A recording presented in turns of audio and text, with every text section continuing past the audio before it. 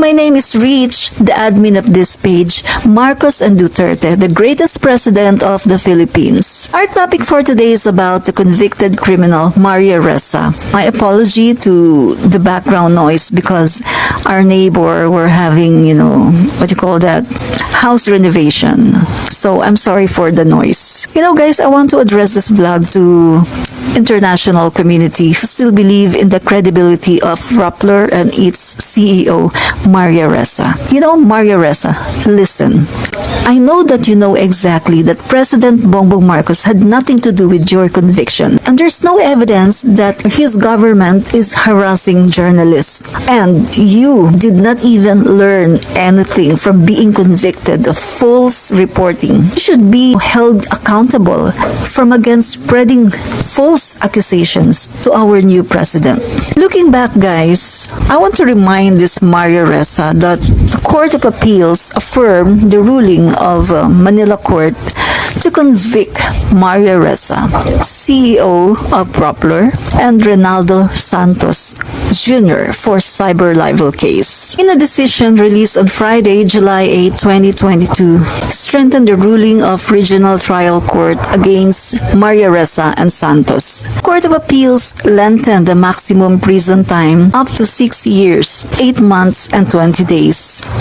Maria Ressa, the convicted criminal, reacted to the Court of Appeals ruling. Here comes Maria Ressa saying that democracy is dead in this country. In her post on Twitter, she said, and I quote, "Now we see the pattern of the Marcos administration harass and intimidate journalists, then replace them with propaganda bloggers and vloggers. Death by 1,000 cuts of PH Constitution and our democracy.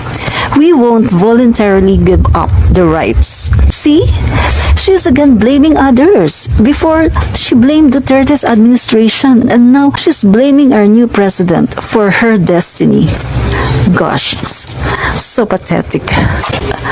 Okay guys, let us fact check Maria Ressa's statement.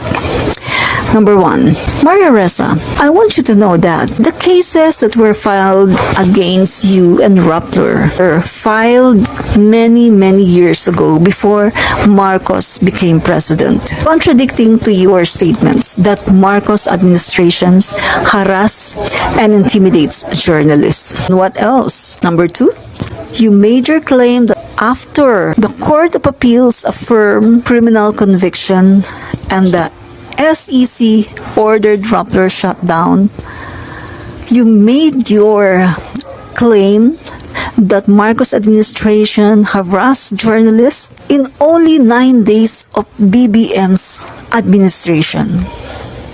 Wow, it's so premature.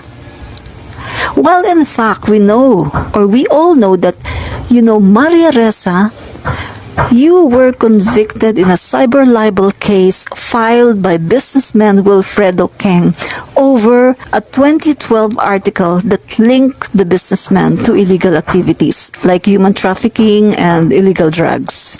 So it's not the Marcos administration who harass and trying to oppress your freedom as a journalist. It's not true. That is a big lie. What else, guys? Okay, number 3. The fact that Maria Ressa and Santos were both found guilty many years ago before Marcos became president.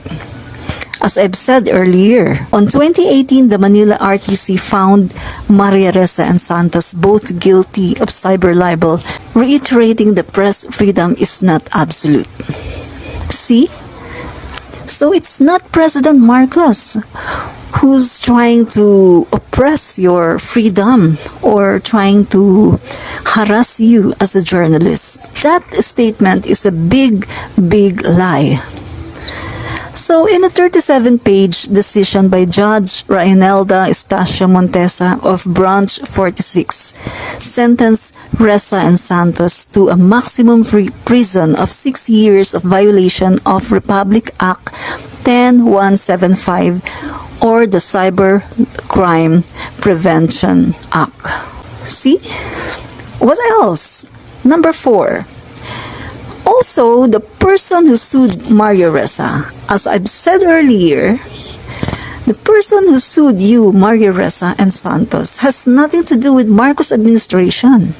Wilfredo Keng has no involvement with Marcos administration, and also the judges who made the rulings were not even appointed by President Bongbong Marcos.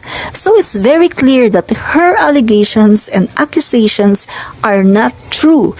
They're all lies and propaganda. Number 5. In a decision written by Associate Justice Roberto P. Quirog, the Court of Appeals said that Maria Ressa and Ronaldo Santos should have been more circumspect in what they publish because their words reverberate. See? So that's the reason they were convicted of cyber libel. Number 6. While we're posting this, there's no blogger or vlogger that has been appointed as a replacement of a journalist by the president. So this is another lies of Maria Ressa. Lies that Marcos administration harass and intimidate journalists and will replace them to bloggers and vloggers. Well, in fact, PBBM administration will not replace the journalists, but they will only considering bloggers as part of media. See? So Maria Ressa is a big liar. You know what? It's really true that what makes Maria Ressa get that award of a Nobel Prize is because of telling lies. She got that award because of telling lies and distorting facts. So that's the truth. She distorts information. She distorts facts by lying. And number 7, what else, guys? We all know that Maria Ressa's lawyer is Ted Te. And we all know that Ted Te is a loser. He always lost. And I think, if I'm not mistaken, way back, many years ago, one of his clients, Chagaray, was sentenced to death. Because he lost the case. So that is the credibility of Ted Te. So Maria Ressa, I think next time, if you have a case, you better hire an attorney or a lawyer who is better than Ted Te. Okay? So you will not lose the case. And what else? So what else, guys? Upon analyzing the statement of this convicted criminal Maria Ressa, we have proven that Maria Ressa's tweet is completely false accusations. She really deserves the title as the convicted fake news queen in the Philippines. Wow, bravo! Bravo! So let me reiterate that cyber libel case filed by Wilfredo Keng, of which Maria Ressa and Santos are criminally convicted, is not in any way the death of democracy in the Philippines, or it's not an infringement of the country's constitution. Rather, we can say that it's exactly the opposite. And it's all about the rule of law in this country. It means that our judiciary is really working. As we all know that our judicial system is an independent body. Clearly, Maria Ressa, is mocking, playing, and undermining our judicial system. So to the global community and all her allies in other countries who did not know that Maria Ressa and Rappler were the most hated, and Maria Ressa is the most hated journalist. You know why? Because it's very clear that Maria Ressa and Rappler are the true bearer of false information and fake news. And that conviction of Maria Ressa and Ronaldo Santos, not in whatsoever way an issue of suppression of press freedom. Because it's not about suppressing or oppressing the right of the press freedom of speech, but rather it's an issue of bad, irresponsible journalism and fake news.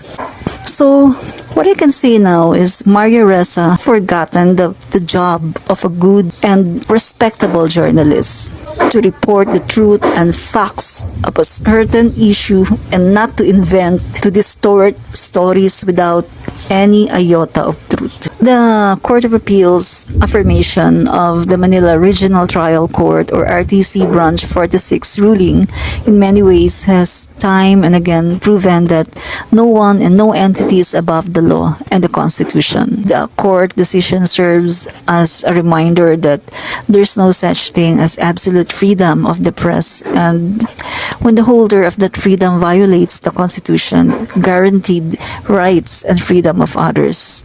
So it's clear that you, Maria Ressa and Rappler, have maligned, insulted, belittled, disrespected, and humiliated our nation with your fake news and lies. And yet, Maria Ressa acted as if she's better than our president and the rest of us Filipinos. Maybe because she feels dominant because she's also an American citizen and some kind of Nobel Prize awardee journalist. But honestly, for us Filipinos, you're just an arrogant journalist whom lying and distorting facts made you a Nobel Prize awardee. Wow, bravo. And as I've said earlier, that 97% of Filipinos are tired of reading your endless fake news and distorting facts. And I'm one of 31.6 million Filipinos who believe that you serve the interests of oligarchs. So you're not working for press freedom, but you're working for money. You are supported by international entities and even by the CIA. You can't deny that. So can I ask a question, Maria Ressa? Can I ask a question, Maria Ressa? What's on your neck? Because it looks like a thick dirt that can be used to plant onions. Joke only. But look, now, 93% of Filipinos are very happy and everyone is celebrating your verdict. Thanks for watching, guys, and just remember, and please always remember, that a free press is a fundamental to a democratic society. But it carries special responsibilities because distorting the truth and spreading false information is not an absolute freedom of journalists and vloggers. So again, this is Rich, the admin of this page, Marcos and Duterte, the greatest president of the Philippines. Love and peace. Bye!